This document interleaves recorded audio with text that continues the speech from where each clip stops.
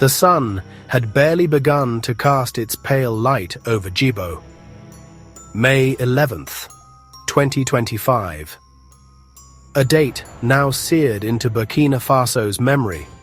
For the soldiers stationed there, for the families in the town, it was meant to be another day. Another day of vigilance in a region already scarred by conflict. But this dawn was different. It carried not the promise of a new day, but the stench of a meticulously planned slaughter. An ambush so sudden, so brutal, it left a nation reeling. The air, usually filled with the sounds of a waking town, was shattered by gunfire. The unexpected ferocity of the assault caught them off guard. Imagine the scene. Soldiers, perhaps just stirring, preparing for their duties. The calm shattered by a coordinated storm of violence. This wasn't a skirmish. This was an invasion. Reports paint a grim picture of chaos and desperation. The attackers moved with a chilling efficiency, their targets clearly defined. The military base, a symbol of state authority, was quickly overrun. The scale of the loss is staggering. 200 soldiers, 200 lives extinguished, 200 families plunged into mourning. Each number represents a person, a story cut short, a future stolen. The weight of this loss is almost unbearable to comprehend, a deep wound in the heart of the nation. The echoes of that morning's violence will resonate for years to come. This was not a haphazard raid by a disorganized band. The assault on Djibo was described by observers as architectural in its execution. This points to a level of planning, coordination, and intelligence gathering that is deeply disturbing. Hundreds of fighters, reportedly from various subgroups of Jama'at Nusrat al-Islam wa al-Muslimin, including Ansarul Islam and Katiba Makina, descended upon the town. They moved with a terrifying synergy, a deadly dance of destruction. The attack began simultaneously in different locations at precisely 6 a.m. local time, a testament to their sophisticated command and control. The attackers first seized control of all entry checkpoints into Djibo. This strategic move effectively cut off the town, preventing reinforcements from entering and escape for those within.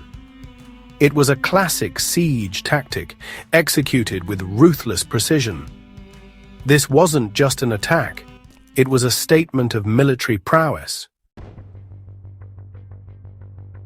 In the chaotic aftermath of such a devastating event, the question of responsibility hangs heavy in the air.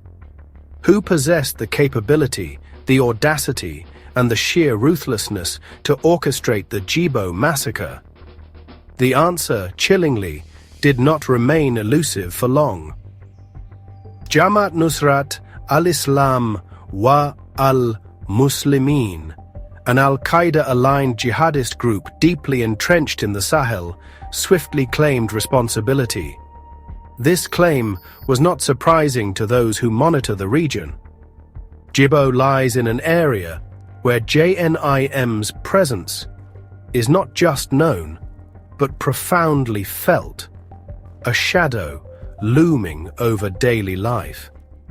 The evidence pointing towards JNIM is compelling, beyond their own claim.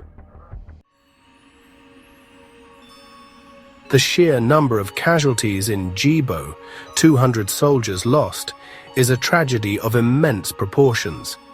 Yet, to view this attack solely through the lens of its death toll is to miss its deeper, more sinister intent. This was not just about killing, this was about communication. JNIM, by orchestrating such a devastating and audacious assault, was sending a powerful, unambiguous message. a message directed at the Burkinabe government, its security forces, the civilian population, and indeed the wider international community. They were demonstrating their capability, their reach, and their unwavering resolve. The attack was a brutal showcase of JNIM's ability to overrun a significant population center, a provincial capital. The message to the Burkinabe military was clear: you are vulnerable, we can strike you at will, even in your supposed strongholds.